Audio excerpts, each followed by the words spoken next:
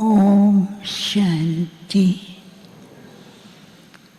आज सतगुरुवार के दिन सभी भाई बहनों की बहुत ही स्नेह भरी यादें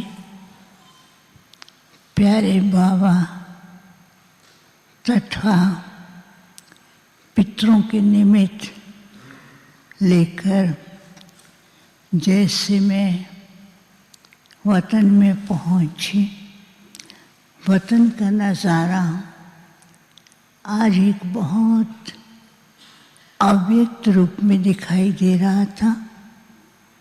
चारों ही तरफ सफ़ेद सफ़ेद लाइट और चारों ही तरफ सफ़ेद सुंदर सी डेकोरेशन थी और वाइब्रेशन इतने पावरफुल थे कि जैसे कि कोई फरिश्ता लोग या कोई चारों हुई तरफ सूक्ष्म वतन के अंदर भी न्यारी शोभा दिखाई दे रही थी।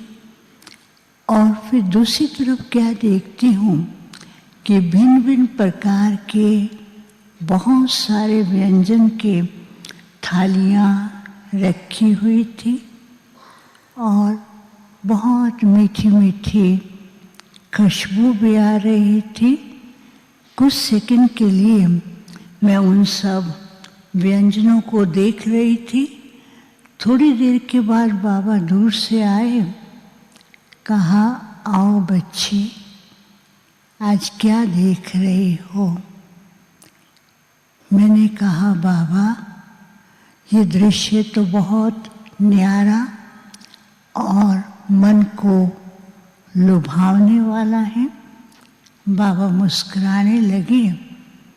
बाबा ने कहा, आज के दिन बाबा ने अपने अनन्य रतन एडवांस पार्टी के और जो यज्ञ की सेवाओं में ऐसे रतन जिन्होंने बहुत तन मन से धन से सेवाएं की हैं और स्नेही सहयोगी और भगत जो जाने अनजाने भगवान को याद करते रहते हैं, जिनके निमित्त सबने अपनी भावनाएं भेजी हैं, तो उनको खास बाबा ने वतन में निमंत्रण दिया है। तो जब तक बाबा कहें उससे पहले बाबा ने कहा कि सब बच्चे वतन में आओ। तो ढेर ब्राह्मण के ब्राह्मण वतन में पहुँचे। तो मैंने कहा कि बाबा ये तो सब ब्राह्मण आ गए हैं। बाबा मुस्कुराए। बाबा ने कहा, बाप ने बच्चों को एक विशेष जिम्मेवारी दी हुई है कि सबका कल्याण करना, दाता बनकर देते रहना और हर एक आत्मा को भरपूर करना। तो आज सभी ब्राह्मण बच्चे इन सभी इष्ट को, पूर्वजों को ऐसा भरपूर करेंगे। बाबा भी बच्चों के साथ देखेंगे। तो पहले पहले इतना बड़ा पंडाल दिखाया जिसमें बहुत से लोग थे और वो बिल्कुल शांति से लाइन में बैठे हुए हैं और जैसे परमात्मा को हाथ जोड़ करके कुछ आश ले करके लगता था कि उनको कुछ भगवान दे रहा है। तो बाबा ने क्या किया, सब बच्चों को बोला कि आप जाओ और इन सब की आशाओं को पूर्ण करो। तो सब बाबा के बच्चे उन सब के पास ऐसे बहुत बड़े अच्छे अच्छे व्यंजन लेकर के जाते हैं और जैसे उनको मिलता है तो उसके साथ उनको एक लाइट भी दिखाई देती है। व्यंजन तो लिया, लेकिन वो परमात्मा के गुणगान करते हैं। कई ऐसे थे जिन्होंने भगवान को कम याद किया था, कई ऐसे थे पुकारते थे, तो वो बार बार ये कह रहे थे कि आज तो हमारी मनोकामना पूर्ण हो गई है। फिर बाबा जैसे उनको लाइट के द्वारा ऐसी किरण पहुंच रही थी, हर एक को अपने इष्ट भगवान का दर्शन हो रहा था। फिर दूसरी तरफ बाबा ने बच्चों को भेजा जहाँ पर जो यज्ञ के स्नेही और सहयोगी थे, उनके लिए जो पंडाल बना हुआ था वो अलग प्रकार से था। उस पंडाल के अंदर सफ़ेद फूलों से डेकोरेशन थी और उन सफ़ेद फूलों की महक जो थी इतनी प्यारी सी थी, तो बाबा ने कहा कि इनको भी आज के दिन भोजन स्वीकार कराओ। तो जैसे बाबा के साथ बच्चे उनको भोजन स्वीकार कराने लगे, तो उनके पास हर एक के पास एक न एक वरदान पहुंचता था और वरदान में लिखा हुआ था कि श्रेष्ठ कर्म का फल श्रेष्ठ मीठा होता है। तो बाबा ने कहा इन बच्चों ने कई कार्यों के अंदर अपने श्रेष्ठ कर्म किए हैं, तो वो श्रेष्ठ कर्म का फल बच्चों को आज नहीं तो कल उनको मिलता ही है। फिर उनको बाबा ने क्या किया, ऐसा दृष्टि दे रहे थे, तो बाबा की दृष्टि से उनके पास एक ऐसी कोई जादू की जैसे कोई चीज़ होती है ना, वो ऐसे पहुंचा गोल सा, उसको हाथ लगाते थे और जैसे कोई शुभ संकल्प करता था तो उस शुभ संकल्प से उनके हाथ में कुछ ना कुछ ऐसी अनुभूति होती थी।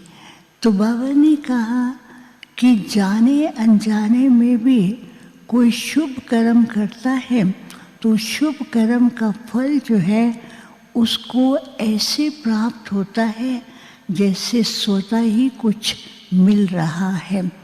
फिर तीसरी तरफ बाबा ने जो पंडाल दिखाया, उस पंडाल में सफ़ेद फूल भी थे, लेकिन सफ़ेद फूलों के साथ साथ गुलाब के फूल बहुत सुंदर, बहुत बड़े बड़े गुलाब के फूल थे और गुलाब के फूल के साथ साथ ऊपर से सूरजमुखी फूलों की भी डेकोरेशन दिखाई दे रही थी। बाबा ने कहा कि देखो ये वो बच्चे हैं यज्ञ की अनेक सेवाओं में जिन्होंने अपने जीवन को श्रेष्ठ प्रैक्टिकल जीवन के द्वारा बाप की प्रत्यक्षता और गुलाब के फूल की तरह से ऐसी महक फैलाते हुए और सूर्यमुखी फूल की तरह बाबा मेरा तो एक बाबा, बाबा को साथी बना करके चलते रहे। तो ऐसे बच्चों को बाबा ने खुद अपने हाथ से भोग स्वीकार कराना शुरू किया और साथ में सभी बाबा के बच्चे भी उनको भोग व्यंजन परोस रहे थे। तो बार बार बाबा को देख रहे थे, बाबा को कहते बाबा आपने तो हमें इस संगम युग के अंदर भरपूर कर दिया है। बाबा मुस्कुरा रहे थे। बाबा ने कहा यज्ञ की अनेक सेवाओं में बच्चों का जो योगदान रहा है उसके कारण बच्चे कितने भाग्यशाली हैं। तो जैसे बाबा ने कहा भाग्यशाली हैं, तो हर एक के गले में एक सुंदर सी माला पड़ती थी और माला के अंदर एक डायमंड चमकता हुआ दिखाई देता था। बाबा ने कहा संगम युग के अंदर पुरानी दुनिया में रहते हुए एक डायमंड की तरह बच्चों ने सेवा की और बाप के साथ के अनुभव किए और फिर बाबा ने उनको एक कमल पुष्प दिया। उस कमल पुष्प में बहुत सी सुंदर लाइट निकल रही थी। बाबा ने कहा ये बच्चे कमल फूल समान रहे। फिर क्या देखती, एक बहुत बड़ा पंडाल ऊपर की ओर था और उसमें यज्ञ के जो आधार मूर्त हैं एडवांस पार्टी के, जैसे दादियाँ, मम्मा, बाबा, सब के सब एडवांस पार्टी के दादी और दादाएं दिखाई दे रहे थे, लेकिन वो तो देवताओं के रूप में सजे हुए, ईष्ट के रूप में सजे हुए थे। बाबा ने कहा ये पूरे क्लब के अंदर ऐसे महान सौभाग्यशाली जो विश्व के सामने एक ईष्ट के रूप में हैं और उनसे जो लाइट निकल रही थी बहुत दूर दूर तक भक्तों के पास पहुंच रही थी। बाबा ने कहा आज भी भगत उनका गायन, पूजन और अपनी मनोकामना के लिए प्रार्थना करते हैं। इन्होंने सबके लिए इतना किया, त्याग, तपस्या और योग के बल से सबको भरपूर किया। तो बाबा उनको सबको बहुत प्यार भी कर रहे थे और बाबा ने खुद अपने हाथ से सबको भोग स्वीकार कराया और वो भी सभी बाबा को अपने हाथ से भोग स्वीकार कराने लगे। तो बाबा ने क्या किया, उनके सामने, हर एक के सामने एक थाली के अंदर बहुत सारे वरदान डायमंड के रूप में रखे हुए थे। वो सब उठा करके ऐसे दाता बन करके दे रहे थे। तो बाबा ने कहा यही बच्चे दाता वरदाता बाप का जो टाइटल है विश्व कल्याणकारी, इन बच्चों ने साकार किया है और बाबा उनको ईष्ट के रूप में सारे विश्व के सामने दिखाई दिला रहे थे। बाबा ने कहा आज के दिन पितरों के साथ साथ ऐसे जो ईष्ट हैं उनसे भी भगत लोग बहुत कुछ प्राप्त कर रहे हैं। फिर बाबा ने सबको याद दिया। बाबा ने कहा बच्चे भी कल्याणकारी, वरदानी, बाबा ने पहले टाइटल दिया हुआ है और विश्व का कल्याण करना ये बाप ने बच्चों को पहले से ही जिम्मेवारी दी हुई है। फिर सबको याद दिया और मैं वापस आ। ओम शांति।